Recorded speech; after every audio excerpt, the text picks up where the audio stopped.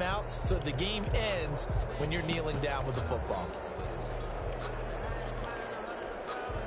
From up near the 40 now after the big play to start, here's another 1st and 10. On the counter, Hunt. And I think this defense knew what was coming as he is smothered behind the line. He'll lose a yard there, and it's 2nd and 11. And in this situation with the lead 4th quarter, they're liking keeping the ball on the ground, I'm sure. That's just smart football, but you know the defense has to know it as well. They've got to stop them here. So now we're going to see that loading the box in a big way. 6, 7, 8, 9, whatever it's going to take, puts a little bit more pressure on your big offensive line.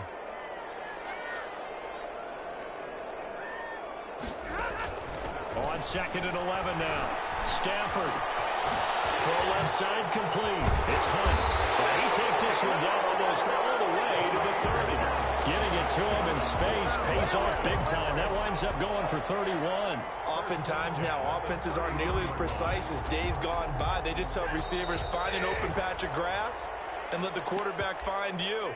And that's exactly what they did on that play. First with the pass through the air, nice chunk of yardage there, and then additional pickup with his legs after the catch.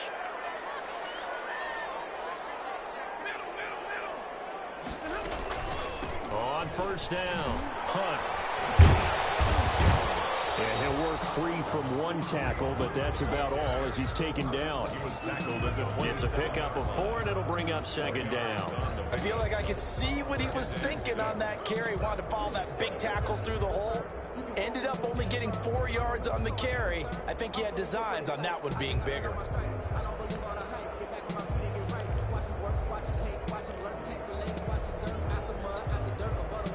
The run got 4. Now they deal with a 2nd and 6.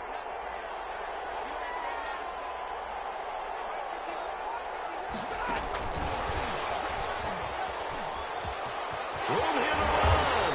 And he gets it inside the 10 to the 9. 18 yards there. It'll be 1st and goal. Now, I'm assuming they're keeping this football on the ground, right? I would think so because you're looking at the clock. That's in your favor. You look at the geography of the field, right, where you are. That's in your favor as well.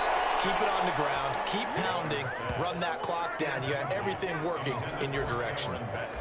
From the snap, he certainly looked like he knew where he wanted to go with the ball, but surprise, that guy was covered. So that took his attention elsewhere to no avail. Another shot from the 9 on 2nd and goal.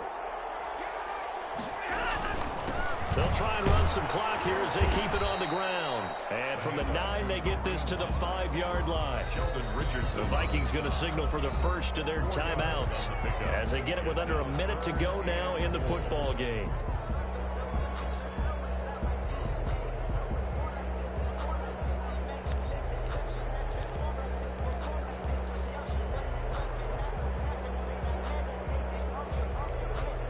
This defense has not surrendered a touchdown yet. You better believe they're determined not to here on 3rd and goal. Now Stafford. The quick slot cut. And he takes this one in for a Lions touchdown. Cameron Batson, his 3rd touchdown now on the year. And the Lions add on to their lead. It's up and good, and that'll increase their lead to 10-zip. Makes the score Lions 10, Vikings nothing. After the touchdown, out is Prater to kick. Taken about 7 yards deep. And he'll be brought down shy of the 20, so the decision to bring it out of the end zone, not a good one. 1st and 10. At their own 18-yard line. Here are the Vikings now to start their next drive. They might be thinking this is close to a lost cause here. Got to play it out. What do they need to do? Well, they have a thought process in mind already, but they can't get ahead of themselves. They know that they need to score quickly. Yep, 2-score game. Onside kick and get the ball back and then score again, but they can't worry about the last 2 points. The only thing that matters is scoring quickly, then they'll take it from there. Flushed out right. Now a desperation throw deep downfield. And this will be incomplete. A physical play on the football there at 2nd down. I know he was trying to get the completion downfield, but the way this game has gone, with a few of the runs he's made along the way. He should have kept the ball and taken it with his feet downfield. That's the big play that shreds the defense. Instead, he thought to himself, I'm a quarterback, I've got to throw it. He bailed out the defense with that incompletion. And that'll be incomplete. Took a pretty good shot as he tried to pull that one in. Couldn't hang on, third down. It's been clear in this matchup which side has been the more physical one. It's been this defense. And here's another example on that last play.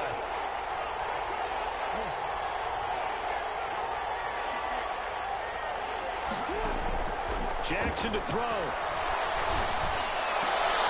And this is intercepted. And that should do it. Good positioning, and it's picked off. And a terrific return as he brings this one all the way back to the 30. How about one last great play defensively, and that should, for all intents and purposes, finish off this shutout. That's as good a defensive performance as we've seen in a long, long time. And I know as a team they will celebrate. I will guarantee you the defensive guys, they'll get together somewhere and have their own private celebration. A shutout, that's something to be cherished. A gain of 9 brings up 2nd and 1.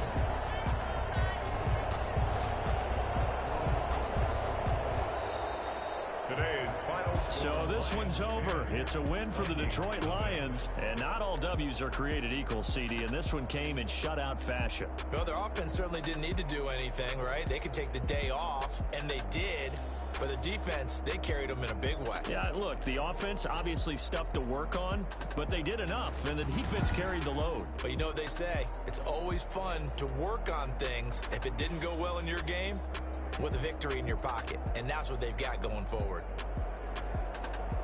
So for Detroit, the win won't get them to 500, but they will finish on a high note at 7-9. And by just about all accounts, not the type of year they were hoping to have. Meanwhile, for Minnesota, it'll be a 10-loss season as they wrap up 6-10. And I think you have to say, ultimately, this was a team that really underachieved. So for Charles Davis and our entire crew, I'm Brandon Gaudin. Next game, guess what? Charles and I will be here again. It's the NFL on EA Sports.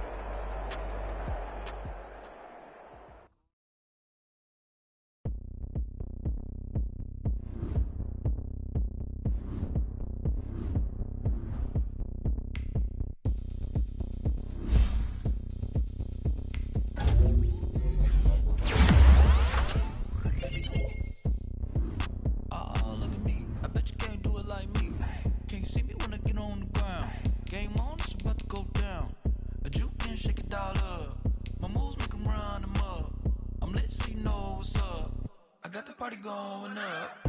A champ